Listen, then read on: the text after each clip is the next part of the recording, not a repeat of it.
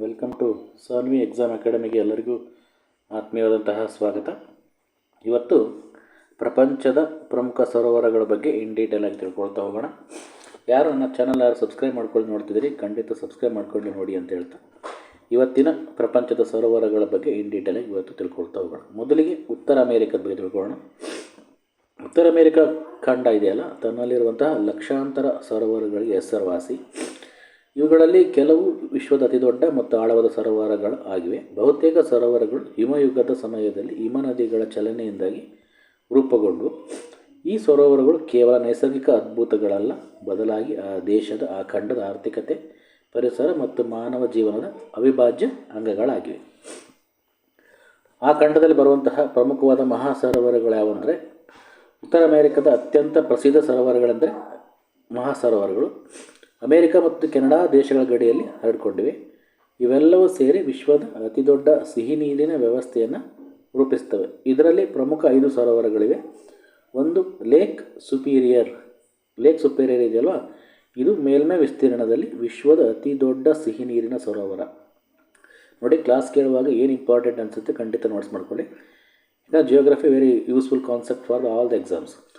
ಇದೆಯಲ್ಲ lake superior, ಇದು ಮೇಲ್ಮೈ ವಿಸ್ತೀರ್ಣದಲ್ಲಿ ವಿಶ್ವದ ಅತಿ ದೊಡ್ಡ ಸಿಹಿ ನೀರಿನ ಸರೋವರ. ಇದರ ನೀರು ಅತ್ಯಂತ ತಂಪಾಗಿದ್ದು ಅತಿ ಸ್ವಚ್ಛವಾಗಿದೆ ಅಂತ ಹೇಳ್ಬೋದು. Lake Michigan. ಮಹಾ ಸರೋವರಗಳು ಸಂಪೂರ್ಣವಾಗಿ ಅಮೇರಿಕ ದೇಶದೊಳಗಡೆ ಇರುವಂಥ ಏಕೈಕ ಸರೋವರ. ಚಿಕಾಗೋ, ಮಿಲ್ವಾಕಿ ಅಂತಹ ಪ್ರಮುಖ ನಗರಗಳು ಈ ಒಂದು ಲೇಕ್ ಮಿಶಿಗನ್ ಸರೋವರ ದಡದಲ್ಲಿ ಇದ್ದಾವೆ. Next Lake Huron. ಇದು ವಿಶ್ವದ ಯಾವುದೇ ಸರೋವರಕ್ಕಿಂತ ಅತಿ ಉದ್ದದ ತೀರ ಪ್ರದೇಶವನ್ನು ಹೊಂದಿದೆ. ಅಂದರೆ ವಿಶ್ವದ ಯಾವುದೇ ಸರೋವರಕ್ಕಿಂತ ಅತಿ ಉದ್ದ ತೀರ ಪ್ರದೇಶ ಹೊಂದಿರುವ ಸರೋವರ ಯಾವುದು? ಲೇಕ್ ಹ್ಯೂರಾನ್. ಇದರಲ್ಲಿ ಮ್ಯಾನಿಟೌಲಿನ್ ದ್ವೀಪವು, ನೋಡಿ ಈ ಸರೋವರದಲ್ಲಿ ಒಂದು ಮ್ಯಾನಿಟೌಲಿನ್ ದ್ವೀಪವು ಜಗತ್ತಿನ ಅತಿ ದೊಡ್ಡ ಸಿಹಿ ನೀರಿನ ದ್ವೀಪವಾಗಿದೆ. ನೋಡಿ, ವೆರಿ ಇಂಪಾರ್ಟೆಂಟ್. ಸಿಹಿ ನೀರಿನ ದ್ವೀಪ ಯಾವುದಂದರೆ ಮ್ಯಾನಿಟೌಲಿನ್ ದ್ವೀಪ, ಅದು ಲೇಕ್ ಹ್ಯೂರಾನ್ನಲ್ಲಿದೆ. ನೆಕ್ಸ್ಟ್ ಲೇಕ್ ಗಿರಿ. ಇದು ಮಹಾ ಸರೋವರಗಳಲ್ಲಿ ಅತ್ಯಂತ ಆಳವಿಲ್ಲದ ಮತ್ತು ಬೆಚ್ಚಗಿನ ಸರೋವರ. ಇದು ಈ ಕಾರಣದಿಂದ ಚಳಿಗಾಲದಲ್ಲಿ ಇದನ್ನು ಸುಲಭವಾಗಿ ಇದು ಹೆಪ್ಪುಗಟ್ಟುತ್ತೆ. ಸೊ ಈ ಸರೋವರ ಇದೆಯಲ್ಲ, ಅತ್ಯಂತ ಆಳ ಇಲ್ಲ, ಜೊತೆಗೆ ಬೆಚ್ಚಗಿನ ಸರೋವರ. ಸೊ ಆ ಕಾರಣಕ್ಕೆ ಚಳಿಗಾಲದಲ್ಲಿ ಸುಲಭವಾಗಿ ಲೇಕ್ ಗಿರಿ ಹೆಪ್ಪುಗಟ್ಟುತ್ತೆ. ಇನ್ನು ಲೇಕ್ ಒಂಟಾರಿಯೋ. ಲೇಕ್ ಒಂಟಾರಿಯೋ ಇದು ವಿಸ್ತೀರ್ಣ ಅತ್ಯಂತ ಚಿಕ್ಕದಾಗಿದ್ದರೂ ಸೇಂಟ್ ಲಾರೆನ್ಸ್ ನದಿಯ ಮೂಲಕ ಅಂಟಾರ್ಟಿಕ್ ಸಾಗರಕ್ಕೆ ಸಂಪರ್ಕವನ್ನು ಕಲ್ಪಿಸುತ್ತೆ. ಪ್ರಸಿದ್ಧ ನಯಗಾರ ಜಲಪಾತವು ಲೇಕ್ ಗಿರಿ ಮತ್ತು ಲೇಕ್ ಒಂಟಾರಿಯೋ ನಡುವೆ ಇದೆ. ನೋಡಿ, ಈ ಜಲಪಾತ ಇದೆಯಲ್ಲ, ನಯಗಾರ ಜಲಪಾತ, ಈ ಸರೋವರ ಮಧ್ಯೆ ಇದೆ. ಇನ್ನು ಆ ಖಂಡದ ಇತರ ಪ್ರಮುಖ ಸರೋವರ ನೋಡೋದಾದರೆ, ಮಹಾ ಸರೋವರ ಹೊರತುಪಡಿಸಿ ಉತ್ತರ ಅಮೆರಿಕದಲ್ಲಿ ಇನ್ನೂ ಅನೇಕ ಬೃಹತ್ ಮತ್ತು ಪ್ರಮುಖ ಸರೋವರಗಳಿವೆ. ಗ್ರೇಟ್ ಬೇರ್ ಲೇಕ್. ಇದು ಸಂಪೂರ್ಣವಾಗಿ ಕೆನಡಾದ ಗಡಿಯೊಳಗೆ ಇರುವ ಅತಿ ದೊಡ್ಡ ಸರೋವರ. ಇದು ಆರ್ಕಿಟಿಕ್ ವೃತ್ತದ ಬಳಿ ಇರುವುದರಿಂದ ವರ್ಷದ ಬಹುಪಾಲು ಈ ಗ್ರೇಟ್ ಬೇರ್ ಲೇಕ್ ಹೆಪ್ಪುಗಟ್ಟಿರುತ್ತೆ. ಇನ್ನು ಗ್ರೇಟ್ ಸ್ಲೇವ್ ಲೇಕ್ ಅಂತ ಇದೆ. ಗ್ರೇಟ್ ಬೇರ್ ಲೇಕ್ ಇದು ಸಂಪೂರ್ಣವಾಗಿ ಕೆನಡಾದ ಗಡಿಯೊಳಗೆ ಇರುವ ಅತಿ ದೊಡ್ಡ ಸರೋವರ. ಇದು ಆರ್ಕಿಟಿಕ್ ವೃತ್ತದ ಬಳಿ ಇರುವುದರಿಂದ ವರ್ಷದ ಬಹುಪಾಲು ಏನಾಗಿರುತ್ತೆ, ಹೆಪ್ಪುಗಟ್ಟಿರುತ್ತೆ. ಇನ್ನು ಗ್ರೇಟ್ ಸ್ಲೇವ್ ಲೇಕ್ ಇದು ಉತ್ತರ ಅಮೆರಿಕದ ಅತ್ಯಂತ ಆಳವಾದ ಸರೋವರ. 614 ಮೀಟರ್ ಆಳ ಇದೆ. ಇದರ ತೀರದಲ್ಲಿ ಯೆಲ್ಲೋ ನೈಫ್ ನಗರವಿದೆ. ಗ್ರೇಟ್ ಸ್ಲೇವ್ ಲೇಕ್ ತೀರದಲ್ಲಿ ಯೆಲ್ಲೋ ನೈಫ್ ಎಂಬ ಸಿಟಿ ಇದೆ. ನೆಕ್ಸ್ಟು ಲೇಕ್ ವಿನಿಪೆಗ್ ಅಂತೇಳಿ, ಕೆನಡಾದ ಮ್ಯಾನಿಟೋಬಾ ಪ್ರಾಂತ್ಯದಲ್ಲಿರುವ ಇದು ದೊಡ್ಡದಾಗಿದ್ದರೂ ಬಹಳ ಆಳವಿಲ್ಲದ ಸರೋವರ, ಲೇಕ್ ವಿನಿಪೆಗ್. ಇನ್ನು ಗ್ರೇಟ್ ಸಾಲ್ಟ್ ಲೇಕ್ ಇದೆ. ಇದು ಪಶ್ಚಿಮ ಗೋಳಾರ್ಧದ ಅತಿ ದೊಡ್ಡ ಉಪ್ಪು ನೀರಿನ ಸರೋವರ. ಇದು ಸಮುದ್ರಕ್ಕೆ ಯಾವುದೇ ಹೊರಹರಿವು ಇಲ್ಲದಿರುವುದರಿಂದ ಖನಿಜಗಳು ಮತ್ತು ಉಪ್ಪು ಇಲ್ಲಿ ಶೇಖರಣೆಯಾಗಿ ನೀರೇನಾಗಿದೆ, ಉಪ್ಪಾಗಿದೆ. ಸಮುದ್ರಕ್ಕೆ ಲಿಂಕ್ ಇಲ್ಲ ಈ ಗ್ರೇಟ್ ಸಾಲ್ಟ್ ಲೇಕ್. ಇನ್ನು ಸರೋವರಗಳ ಮಹತ್ವ ನೋಡಿದರೆ, ಉತ್ತರ ಅಮೆರಿಕ ಸರೋವರಗಳು ಹಲವಾರು ರೀತಿಯಲ್ಲಿ ಮಹತ್ವಪೂರ್ಣವಾಗಿವೆ. ಏಕೆಂದರೆ ಮೊದಲೇ ಆರ್ಥಿಕತೆ.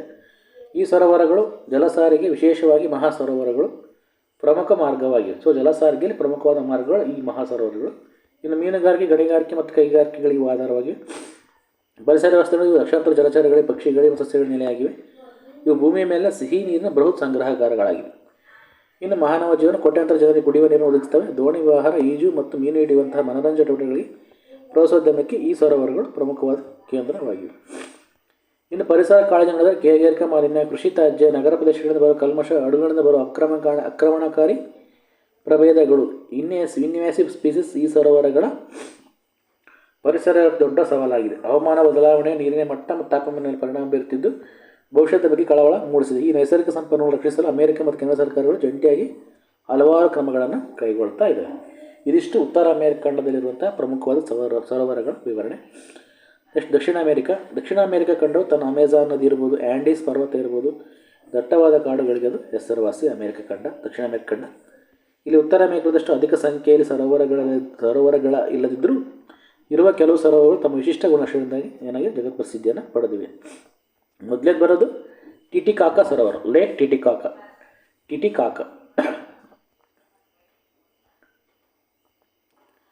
ಇದು ಟಿಟಿಕಾಕಾ ಸರೋವರ ಇರೋದು ಪೆರು ಮತ್ತು ಬೋಲಿವಿಯಾ ದೇಶಗಳ ಗಡಿಯಲ್ಲಿರುವಂತಹ ಆ್ಯಂಡೀಸ್ ಪರ್ವತ ಶ್ರೇಣಿಯಲ್ಲಿ. ಇದರ ವೈಶಿಷ್ಟ್ಯ ಏನಪ್ಪ ಅಂದರೆ ವಿಶ್ವದಲ್ಲಿ ಅತಿ ಎತ್ತರದಲ್ಲಿರುವಂಥ ಸಮುದ್ರ ಮಟ್ಟದಿಂದ 3812 ಮೀಟರ್ ಅಂದರೆ ನೌಕಾಯಾನ ಯೋಗ್ಯ ಸರೋವರ ಹೈಟಲ್ಲಿದೆ ಮತ್ತು ನೌಕಾಯಾನ ಯೋಗ್ಯ ಸರೋವರ. ದಕ್ಷಿಣ ಅಮೆರಿಕದಲ್ಲಿ ನೀರಿನ ಪ್ರಮಾಣದಲ್ಲಿ ಅಂದರೆ ವ್ಯಾಲ್ಯೂಮಲ್ಲಿ ಅತಿ ದೊಡ್ಡ ಸರೋವರ ದಕ್ಷಿಣ ಅಮೆರಿಕದಲ್ಲೇ ಟಿಟಿಕಾಕಾ ಸರೋವರ ದೊಡ್ಡ ಸರೋವರ.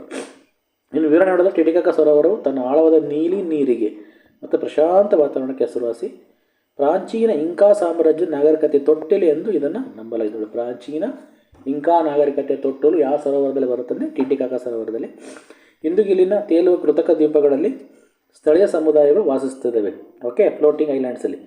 ಇದು ಪ್ರವಾಸಿಗರ ಪ್ರಮುಖ ಆಕರ್ಷಣಾ ಕೇಂದ್ರವಾಗಿದೆ ಟಿಟಿಕಾಕಾ ಸರೋವರ.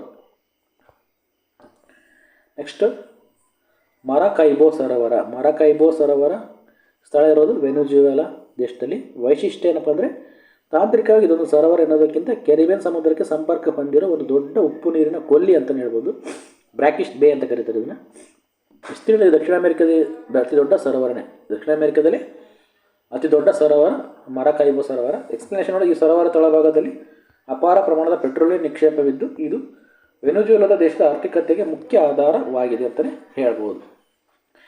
ಇದಲ್ಲದೆ ಈ ಸರೋವರವು ಕ್ಯಾಟಟುಂಬಾ ಮಿಂಚು ಎಂಬ ವಿದ್ಯಮಾನಕ್ಕೆ ಪ್ರಸಿದ್ಧವಾಗಿದೆ. ಇಲ್ಲಿ ವರ್ಷದ ಬಹುತೇಕ ದಿನಗಳಲ್ಲಿ ರಾತ್ರಿ ಹೊತ್ತು ನಿರಂತರವಾಗಿ ಮಿಂಚು ಹೊಡೆಯುತ್ತಿರುತ್ತದೆ. ಸೊ ಹಾಗಾಗಿ ಈ ಸರೋವರ ಕ್ಯಾಟಟುಂಬಾ ಮಿಂಚು ಅಂತ ಕರೀತಾರೆ. ಲೈಟ್ನಿಂಗಿಗೆ ಪ್ರಸಿದ್ಧಿಯನ್ನು ಪಡೆದಿದೆ.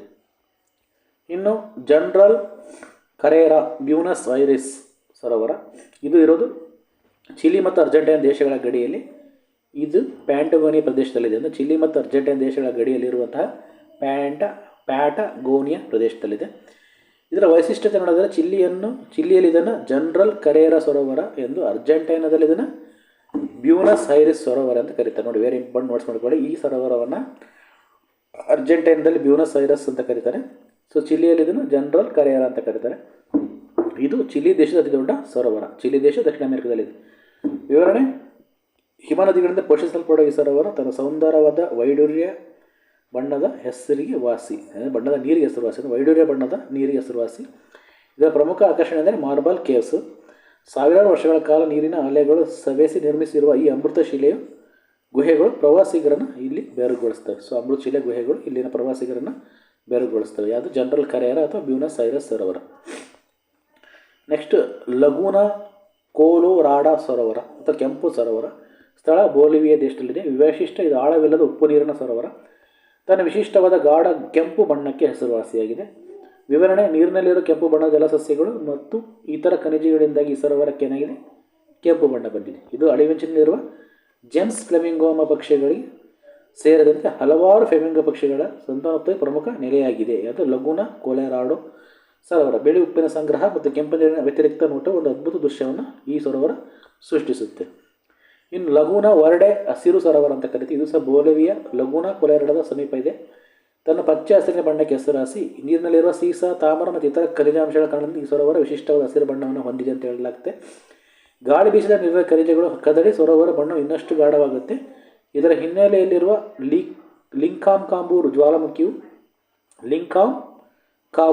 ಜ್ವಾಲಾಮುಖಿಯು ಈ ಪ್ರದೇಶಕ್ಕೆ ಒಂದು ಅವರ್ಣೀಯ ಸೌಂದರ್ಯವನ್ನು ನೀಡಿದೆ. ಈ ಸರೋವರಗಳು ದಕ್ಷಿಣ ಅಮೆರಿಕದ ನೈಸರ್ಗಿಕ ವೈವಿಧ್ಯತೆ, ಭೂವೈಜ್ಞಾನಿಕ ಅದ್ಭುತಗಳು ಮತ್ತು ಸಾಂಸ್ಕೃತಿಕ ಪರಂಪರೆಗೆ ಅತ್ಯುತ್ತಮ ಉದಾಹರಣೆಯಾಗಿವೆ. ಓಕೆ, ಇದಿಷ್ಟು ದಕ್ಷಿಣ ಅಮೆರಿಕದಲ್ಲಿರುವಂಥ ಪ್ರಮುಖ ಸರೋವರಗಳ ಒಂದು ವಿವರಣೆ. ನೆಕ್ಸ್ಟು ಆಫ್ರಿಕಾ ಖಂಡ. ಸೊ ಆಫ್ರಿಕಾ ಖಂಡ ಸಹ ವಿಶ್ವದ ಕೆಲವು ಅತ್ಯಂತ ಬೃಹತ್ ಆಳವಾದ ಮತ್ತು ಜೀವವೈವಿಧ್ಯದಿಂದ ಕೂಡಿದ ಸರೋವರಗಳು ಇವೆ. ಸರೋವರ ನೆಲೆ ಅಂತ ಹೇಳ್ಬೋದು. ಇವುಗಳಲ್ಲಿ ಹೆಚ್ಚಿನವು ಗ್ರೇಟ್ ರಿಫ್ಟ್ ವ್ಯಾಲಿ ಅಥವಾ ಮಹಾಬೇರುಕು ಕಣಿವೆಯಲ್ಲಿವೆ. ಹೆಚ್ಚಿನ ಸರೋವರಗಳು ಗ್ರೇಟ್ ರಿಫ್ಟ್ ವ್ಯಾಲಿ ಅಂತಲೂ ಕರೀತಾರೆ ಅಥವಾ ಮಹಾಬೇರುಕು ಕಣಿವೆ ಅಂತ ಕರೀತಾರೆ. ಭೂಮಿಯ ಟೆಕ್ಟೋನಿಕ್ ಪ್ಲೇಟ್ಗಳು ಬೇರ್ಪಡುತ್ತಿರುವಾಗ ಈ ಕಣಿವೆ ಸೃಷ್ಟಿಯಾಗಿದ್ದು ಇಲ್ಲಿ ಆಳವಾದ ಮತ್ತು ಉದ್ದವಾದ ಸರೋವರಗಳು ಏನಾಗಿ ರೂಪುಗೊಂಡಿವೆ. ಸೊ ಆಫ್ರಿಕಾ ಸರೋವರ ನೋಡಿದ್ರೆ ಇದು ಗ್ರೇಟ್ ಡ್ರಿಫ್ಟ್ ವ್ಯಾಲಿಯ ಸುತ್ತಮುತ್ತ ಇರೋ ಸರೋವರಗಳ ಸಮೂಹ ಅಂತ ಹೇಳ್ಬೋದು. ಮೊದಲು ವಿಕ್ಟೋರಿಯಾ ಸರೋವರ, ಲೇಕ್ ವಿಕ್ಟೋರಿಯಾ ಟಾಂಜಾನಿಯಾ, ಉಗಾಂಡ ಮತ್ತು ಕೀನ್ಯಾ ದೇಶಗಳ ನಡುವೆ ಹರಡಿದೆ. ವಿಕ್ಟೋರಿಯಾ ಸರೋವರ 3 ದೇಶಗಳ ನಡುವೆ, ಟಾಂಜಾನಿಯಾ, ಉಗಾಂಡ, ಕೀನ್ಯಾ. ಈ ಸರೋವರದ ವೈಶಿಷ್ಟ್ಯ ಏನಪ್ಪ ಅಂದರೆ ಇದು ಆಫ್ರಿಕಾದ ಅತಿ ದೊಡ್ಡ ಸರೋವರ ಅಂತಲೇ ಹೇಳ್ಬೋದು ಮತ್ತು ಪ್ರಪಂಚದ 2ನೇ ಅತಿ ದೊಡ್ಡ ಸಿಹಿ ನೀರಿನ ಸರೋವರ ಮೇಲ್ಮೈ ವಿಸ್ತೀರ್ಣದಲ್ಲಿ. ಇದು ನೈಲ್ ನದಿಯ ಪ್ರಮುಖ ಮೂಲಗಳಲ್ಲಿ ಒಂದು ಅಂತೇಳಿ ಪರಿಗಣಿಸಲ್ಪಟ್ಟಿದೆ. ಇದನ್ನು ಎಕ್ಸ್ಪ್ಲೇಷನ್ ನೋಡಿದ್ರೆ ಇದು ರಿಫ್ಟ್ ವ್ಯಾಲಿ ಸರೋವರಗಳಂತೆ ಇದು ಅತಿ ಆಳವಾಗಿಲ್ಲ, ಬದಲಾಗಿ ಇದು ವಿಶಾಲ ಮತ್ತು ಆಳವಾದ ಸರೋವರ. ಲಕ್ಷಾಂತರ ಜನ ಮೀನುಗಾರಿಕೆ ಪ್ರಮುಖ ಜೀವನಾಧಾರ ಅಂತ ಹೇಳ್ಬೋದು. ನೈಲ್ ಪರ್ಚ್ ಮೀನನ್ನು ಇಲ್ಲಿಗೆ ಪರಿಚಯಿಸಿದ ನಂತರ ಸ್ಥಳೀಯ ಮೀನಿನ ಪ್ರಭೇದಗಳು ಅಪಾಯಕ್ಕೆ ಸಿಲುಕಿವೆ ಅಂತ ಹೇಳಲಾಗ್ತದೆ. ನೈಲ್ ಪರ್ಚ್ ಎಂಬ ಹೊಸ ಮೀನಿನ ಪ್ರಭೇದ ಇಲ್ಲಿ ಪರಿಚಯಿಸಿದ ನಂತರ ಸ್ಥಳೀಯ ಮೀನಿನ ಪ್ರಭೇದಗಳು ಅಪಾಯಕ್ಕೆ ಸಿಲುಕಿವೆ ಎಂಬುದು ಇಲ್ಲಿ ಒಂದು ಪ್ರಮುಖ ಪರಿಸರ ಸಮಸ್ಯೆಯಾಗಿದೆ. ಇನ್ನು ಟ್ಯಾಂಗನಿಕಾ ಸರೋವರ, ಲೇಕ್ ಟ್ಯಾಂಗನಿಕಾ. ಸ್ಥಳ ಟಾಂಜಾನಿಯಾ, ಕಾಂಗೋ ಪ್ರಜಾಸತ್ತಾತ್ಮಕ ಗಣರಾಜ್ಯ DRC, ಬುರುಂಡಿ, ಜಾಂಬಿಯಾ ದೇಶಗಳ ಗಡಿಯಲ್ಲಿದೆ. ವೈಶಿಷ್ಟ್ಯ ಇದು ಪ್ರಪಂಚದ ಅತಿ ಉದ್ದವಾದ ಸಿಹಿ ನೀರಿನ ಸರೋವರ. ಅಲ್ಲದೆ ಸೈಬೀರಿಯಾದ ಬೈಕಲ್ ಸರೋವರದ ನಂತರ ಇದು ವಿಶ್ವದ 2ನೇ ಅತ್ಯಂತ ಆಳವಾದ ಮತ್ತು 2ನೇ ಅತಿ ದೊಡ್ಡ ನೀರಿನ ಪ್ರಮಾಣದಲ್ಲಿ ಸರೋವರ ಆಗಿದೆ. ಸೊ ಅತಿ ದೊಡ್ಡ ಸರೋವರದ ನೀರಿನ ಪ್ರಮಾಣದಲ್ಲಿ ಅಂದರೆ ಇದು ಪ್ರಪಂಚದ ಅತಿ ಉದ್ದವಾದ ಸಿಹಿ ನೀರಿನ ಸರೋವರ. ಜೊತೆಗೆ ಸೈಬೀರಿಯಾದ ಬೈಕಲ್ ಸರೋವರದ ನಂತರ ಇದು ವಿಶ್ವದ 2ನೇ ಆಳವಾದ ಮತ್ತು 2ನೇ ಅತಿ ದೊಡ್ಡ ಸರೋವರ ಅಂತ ಹೇಳ್ಬೋದು ನೀರಿನ ಪ್ರಮಾಣದಲ್ಲಿ. ಈ ಸರೋವರ ತನ್ನ ಅದ್ಭುತ ಜೀವ ವೈವಿಧ್ಯಕ್ಕೆ ಹೆಸರುವಾಸಿ. ಇಲ್ಲಿ 106 ಬಗೆಯ ಸಿಕ್ಲೀಡ್ ಮೀನುಗಳು ವಿಕಾಸನಗೊಂಡಿದ್ದು ಇವುಗಳಲ್ಲಿ ಹೆಚ್ಚಿನವು ಜಗತ್ತಿನ ಬೇರೆಲ್ಲೂ ಕಂಡುಬರೋದಿಲ್ಲ. ಇವುಗಳಲ್ಲಿ ಕಂಡುಬರುವಂಥ ಹೆಚ್ಚಿನವು ಈ ಮೀನುಗಳು ಜಗತ್ತಿನಲ್ಲಿ ಬೇರೆಲ್ಲೂ ಕಂಡುಬರೋದಿಲ್ಲ. ಹೀಗಾಗಿ ಜೀವ ವಿಕಾಸ ಅಧ್ಯಯನಕ್ಕೆ ಇದೊಂದು ಪ್ರಮುಖ ತಾಣ ಅಂತಲೇ ಹೇಳ್ಬೋದು. ನೆಕ್ಸ್ಟ್ ಮಲಾವಿ ಸರೋವರ, ಲೇಕ್ ಮಲಾವಿ, ಲೇಕ್ ನಯಾಸ ಅಂತ ಕರೀತಾರೆ. ಸ್ಥಳ ಮಲಾವಿ, ಮೊಜಾಂಬಿಕ್, ಟಾಂಜಾನಿಯಾ ದೇಶಗಳ ನಡುವೆ ಇದೆ. ಈ ಮಲಾವಿ ಸರೋವರ ಮಲಾವಿ, ಮೊಜಾಂಬಿಕ್ ಮತ್ತು ಟಾಂಜಾನಿಯಾ ದೇಶಗಳ ನಡುವೆ ಇದೆ. ವೈಶಿಷ್ಟ್ಯ ಏನಪ್ಪ ಅಂದರೆ ಆಫ್ರಿಕಾದ 3ನೇ ಅತಿ ದೊಡ್ಡ ಸರೋವರ. ಇದು ಪ್ರಪಂಚದ ಬೇರೆಲ್ಲ ಸರೋವರಗಳಿಂದ ಅತಿ ಹೆಚ್ಚು ಮೀನಿನ ಪ್ರಭೇದಗಳನ್ನು ಹೊಂದಿರುವಂತಹ ಸರೋವರನೇ ಮಲಾವಿ ಸರೋವರ. ಇದರ ನೀರು ಅತ್ಯಂತ ಸ್ವಚ್ಛ ಮತ್ತು ಸ್ಫಟಿಕದಂತೆ ಶುಭ್ರವಾಗಿರೋದ್ರಿಂದ ಇದನ್ನು ನಕ್ಷತ್ರಗಳ ಸರೋವರ ಅಂತಲೂ ಲೇಕ್ ಆಫ್ ಸ್ಟಾರ್ಸ್ ಅಂತಲೂ ಕರೀತಾರೆ ಮಲಾವಿ ಸರೋವರನ. ರಾತ್ರಿಯಲ್ಲಿ ಮೀನುಗಾರರ ದೋಣಿಗಳು, ಲ್ಯಾಂಟರ್ನ್ಗಳು ನೀರಿನ ಮೇಲೆ ನಕ್ಷತ್ರಗಳಿಂದ ಮಿನುಗುವುದು ಈ ಹೆಸರಿಗೆ ಕಾರಣ ಅಂತ ಕೆಲವರು ಹೇಳ್ತಾರೆ. ಇಲ್ಲಿನ ವರ್ಣರಂಜಿತ ಸಿಕ್ಲಿಡ್ ಮೀನುಗಳು ಅಕ್ವೇರಿಯಂ ವ್ಯಾಪಾರದಲ್ಲಿ ಬಹಳ ಪ್ರಸಿದ್ಧಿಯನ್ನು ಪಡೆದಿವೆ ಮಲಾವಿ ಸರೋವರದ್ದು. ಇನ್ನು ಆ ಖಂಡದ ಇತರ ಪ್ರಮುಖ ಸರೋವರ ನೋಡಿದರೆ ಆಫ್ರಿಕಾ ಖಂಡದ ತುರ್ಕಾನ ಸರೋವರ ಕೀನ್ಯಾದಲ್ಲಿದೆ. ಇದರ ತುದಿ ಇಥಿಯೋಪಿಯಾಕ್ಕೂ ಚಾಚಿದೆ. ವೈಶಿಷ್ಟ್ಯ ಏನಪ್ಪ ಅಂದರೆ ಇದು ಪ್ರಪಂಚ ಅತಿ ದೊಡ್ಡ ಶಾಶ್ವತ ಮರುಭೂಮಿ ಸರೋವರ ತುರ್ಕಾನ ಸರೋವರ. ಇದು ಅತಿ ದೊಡ್ಡ ಕ್ಷಾರೀಯ ಸರೋವರ, ಆಲ್ಕೇನ್ ಸರೋವರ ಅಂತ ಕರೀಬೋದು. ಹಸಿರು ನೀಲಿ ಬಣ್ಣದಿಂದ ಇದನ್ನು ಝೆಡ್ ಸಮುದ್ರ ಅಂತಲೂ ಕರೀತಾರೆ ತುರ್ಕಾನ ಸರೋವರನ. ಈ ಪ್ರದೇಶವು ಮಾನವ ವಿಕಾಸದ ಅಧ್ಯಯನದಲ್ಲಿ ಬಹಳ ಮಹತ್ವದ ಪಾತ್ರವನ್ನು ವಹಿಸಿದೆ. ಇಲ್ಲಿ ಪುರಾತನ ಮಾನವರು, ಹೋಮಿನೈಡ್ಸ್ ಅನೇಕ ಪಳವಳಿಕೆಗಳು ಈ ಸರೋವರದಲ್ಲಿ ಪತ್ತೆಯಾಗಿವೆ. ಇನ್ನು ಚಾಡ್ ಸರೋವರ. ಸ್ಥಳ ಚಾಡ್, ಕ್ಯಾಮರೂನ್, ನೈಜರ್ ಮತ್ತು ನೈಜೀರಿಯಾ ದೇಶಗಳ ನಡುವೆ ಇದೆ. ಚಾಡ್ ಸರೋವರ ಏನಿದೆ, ಚಾಡು, ಕ್ಯಾಮರೂನ್, ನೈಜರ್ ಮತ್ತು ನೈಜೀರಿಯಾ, ಚಾಡ್, ಕ್ಯಾಮರೂನ್, ನೈಜರ್ ಮತ್ತು ನೈಜರ್ ದೇಶಗಳ ನಡುವೆ ಇದೆ. ವೈಶಿಷ್ಟ್ಯ ಇದು ಆಫ್ರಿಕಾದ ಶುಷ್ಕ ಸಹೆಲ್ ವಲಯದಲ್ಲಿರುವ ಒಂದು ಆಯಕಟ್ಟಿನ ಸಿಹಿ ನೀರಿನ ಸರೋವರ, ಸಿಹಿ ನೀರಿನ ಮೂಲ ಅಂತ ಹೇಳ್ಬೋದು. ದುರದೃಷ್ಟವಶಾತ್ ಈಗ ಏನಾದರೆ ಚಾಡ್ ಸರೋವರ ಪರಿಸರ ದುರಂತ ಸಂಕೇತವಾಗಿದೆ. ಕಳೆದ ಕೆಲವು ದಶಕಗಳ ಹವಾಮಾನ ಬದಲಾವಣೆ, ಅಧಿಕ ನೀರಿನ ಬಳಕೆ, ಅತಿಯಾದ ನೀರಾವರಿಯಿಂದ ಇದರ ವಿಸ್ತೀರ್ಣ 90% ಕುಗ್ಗಿದೆ. ಇದು ಲಕ್ಷಾಂತರ ಬದುಕಿನವರ ಮೇಲೆ ಗಂಭೀರ ಪರಿಣಾಮ ಬೀರಿದೆ. ಇದರ ಬಗ್ಗೆ ಕಳೆದ 2022 UPSCಲಿ ಸಹ ಪ್ರಶ್ನೆಯನ್ನು ಕೇಳಿದೆ. ಇದೆ ರೀಸನ್ ಇಟ್ಕೊಂಡು ಅಂದರೆ ಈ ಸರೋವರ ಏನಾಗಿದೆ, ಪರಿಸರ ದುರಂತ ಸಂಕೇತವಾಗಿದೆ. ಇದು ರಿಲೇಟೆಡ್ ಆಗಿ UPSCಲಿ ಒಂದು ಕ್ವೆಶನ್ ಕೇಳಿದ್ದ. ಚಾಡ್ ಸರೋವರ ನ್ಯೂಸಲ್ಲಿ ಸಹ ಬಂದಿತ್ತು. ನೆಕ್ಸ್ಟು ವೋಲ್ಟಾ ಸರೋವರ. ಇದು ಘಾನಾ ದೇಶದಲ್ಲಿದೆ. ನೈಸರ್ಗಿಕ ಸರೋವರ ಅಲ್ಲ, ಬದಲಾಗಿ ಮೇಲು ವಿಸ್ತೀರ್ಣದಲ್ಲಿ ಪ್ರಪಂಚ ಅತಿ ದೊಡ್ಡ ಮಾನವ ನಿರ್ಮಿತ ಸರೋವರ ಅಂತ ಕರೀತಾರೆ. ಅದು ಮಾನವ ಜಲಾಶಯ ಅಂತ ಕರೀತಾರೆ. ವೋಲ್ಟಾ ನದಿಗೆ ಅಕ್ಕೋ ಸೋಂಬೋ ಅಣೆಕಟ್ಟು ನಿರ್ಮಿಸಿದಾಗ ಈ ಬೃಹತ್ ಜಲಾಶಯ ಏನಾಯಿತು, ಸೃಷ್ಟಿಯಾಯಿತು. ಇದು ಘಾನಾ ದೇಶಕ್ಕೆ ಜಲ ವಿದ್ಯುತ್ ಒದಗಿಸುವ ಪ್ರಮುಖ ಮೂಲ ಅಂತಲೇ ಹೇಳ್ಬೋದು. ಇದು ಒಳನಾಡ ಸಾರಿಗೆ ಮತ್ತು ಮೀನುಗಾರಿಕೆ ಆಧಾರವಾಗಿದೆ. ಎಲ್ಲ ಸರೋವರ ಆಫ್ರಿಕಾದ ಪರಿಸರ, ಆರ್ಥಿಕತೆ ಮತ್ತು ಸಂಸ್ಕೃತಿ ನಿರ್ಣಾಯಕ ಪಾತ್ರ ವಹಿಸ್ತವೆ. ಆದರೆ ಮಾಲಿನ್ಯ, ಅತಿಯಾದ ಮೀನುಗಾರಿಕೆ, ಹವಾಮಾನ ಬದಲಾವಣೆ ಗಂಭೀರ ಸವಾಲುಗಳು ಇವು ಎದುರಿಸ್ತಾ ಇದ್ದಾವೆ ಅಂತಲೇ ಹೇಳ್ಬೋದು. ಇಷ್ಟು ಆಫ್ರಿಕಾ ಖಂಡ, ದಕ್ಷಿಣ ಅಮೆರಿಕ ಖಂಡ, ಉತ್ತರ ಅಮೆರಿಕ ಖಂಡದ ಪ್ರಮುಖವಾದ ಸರೋವರಗಳು. ಮುಂದಿನ ಕಾಲದಲ್ಲಿ ಆಸ್ಟ್ರೇಲಿಯಾ, ಏಷ್ಯಾ, ಯುರೋಪ್ ಖಂಡದಲ್ಲಿರುವಂಥ ಪ್ರಮುಖ ಸರೋವರಗಳ ಬಗ್ಗೆ ಇನ್ ಡೀಟೇಲ್ ತಿಳ್ಕೊಳ್ತಾ ಹೋಗೋಣ. ಹಾಗೆ ನನ್ನ ಚಾನಲ್ ಯಾರು ಸಬ್ಸ್ಕ್ರೈಬ್ ಮಾಡ್ಕೊಂಡಿಲ್ಲ ಖಂಡಿತ ಸಬ್ಸ್ಕ್ರೈಬ್ ಮಾಡ್ಕೊಳ್ಳಿ ಅಂತ ಹೇಳ್ತಾ ಈ ಒಂದು ಪ್ರಪಂಚದ ಪ್ರಮುಖ ಸರೋವರಗಳ ಬಗ್ಗೆ ಇರುವಂಥ ವಿವರಣೆಯನ್ನು ಇಲ್ಲಿಗೆ ಮುಗಿಸ್ತಿದ್ದೀನಿ. Once again all of you thank you.